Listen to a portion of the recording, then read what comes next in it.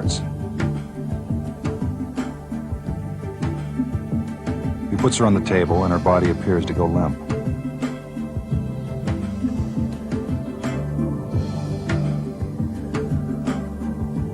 Now the levitation begins. It appears as if she's floating in midair. Obviously, this is impossible. He moves his hand underneath her body to show that nothing is supporting her.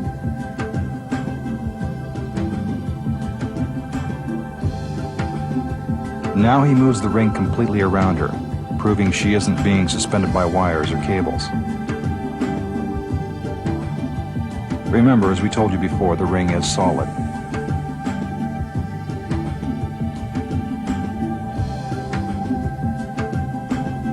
The magician makes it appear as if he's using his hands to guide her down.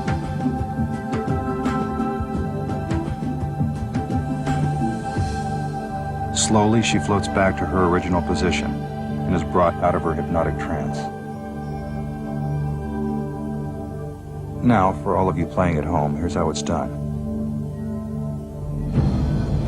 First, in order to levitate, you don't need to be put into a trance. All you need is some heavy machinery and the right evening gown. Look closely. When our assistant's dress is not draped properly, you can see that she's actually lying on top of a 3-foot wide platform. The platform is black, so you won't be able to see it against our curtain. It's attached to a hydraulic forklift positioned behind the curtain. When the magician gives the cue, the magical forklift operator raises and lowers the platform. It's not very magical when you see how it's done.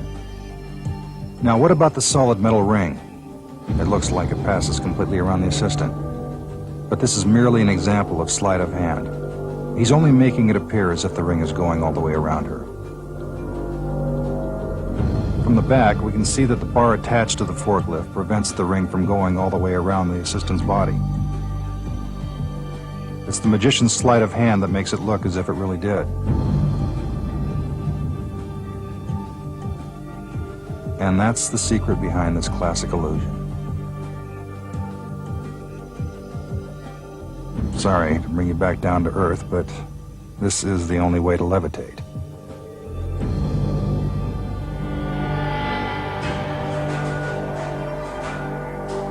Without a doubt, Houdini was the greatest escape artist who ever lived.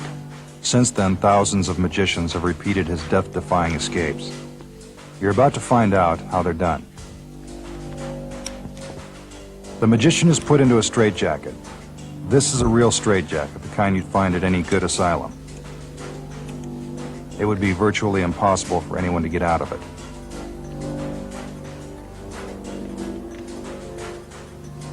The straps are securely fastened. Then the magician is loaded into a large box. As he struggles with the straitjacket, the lid is put into place.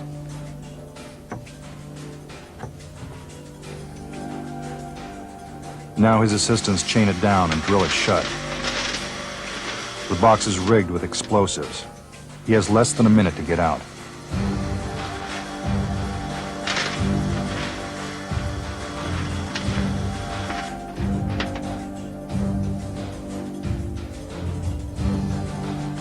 Again, the obligatory dancing.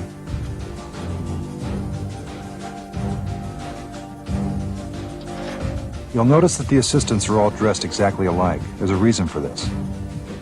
We'll tell you why in a minute.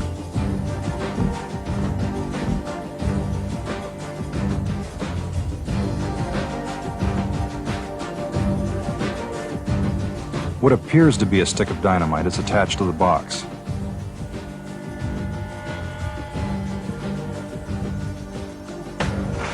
The fuse is lit. The tension is mounting. Our magician has only a few seconds left to get out. Even though the audience knows this is only an illusion, it's still pretty convincing. For a second, you actually think it could be real. But you've been fooled. He's not only escaped from the straitjacket in the box, he's now in a different part of the warehouse.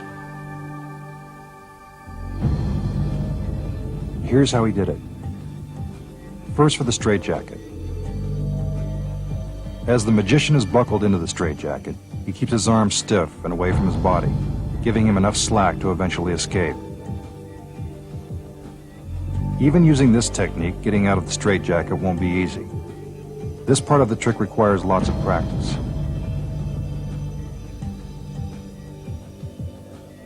Let's take a look inside the box. As you can see, that extra slack is really coming in handy.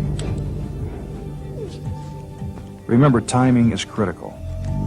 Our magician has less than 60 seconds to remove the straitjacket and exit the box before it's lifted into the air and blown up. Now, remember when we told you about the assistants' outfits? Well, you're about to find out why they're all dressed alike. Inside the box, and now free from the straitjacket, our magician puts on a black jumpsuit that's been hidden inside. It's exactly the same as those worn by his assistants.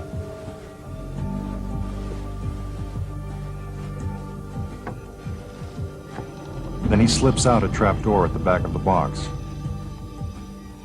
He puts on a matching cap complete with long, fake hair. Now he's disguised as one of his assistants.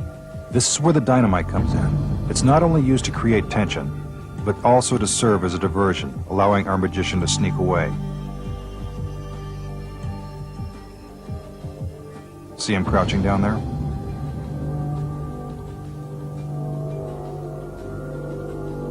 He runs up a flight of stairs and gets into position just before the explosion.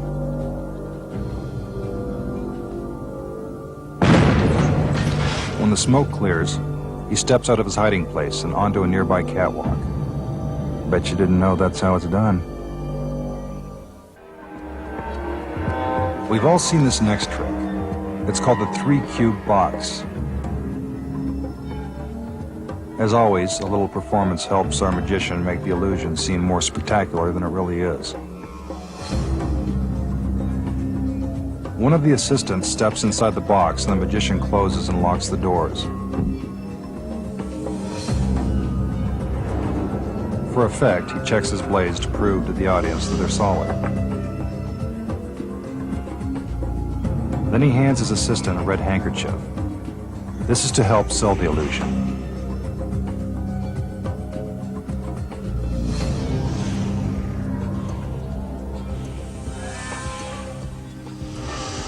He feigns resistance, as if the blades are actually cutting into it. But we know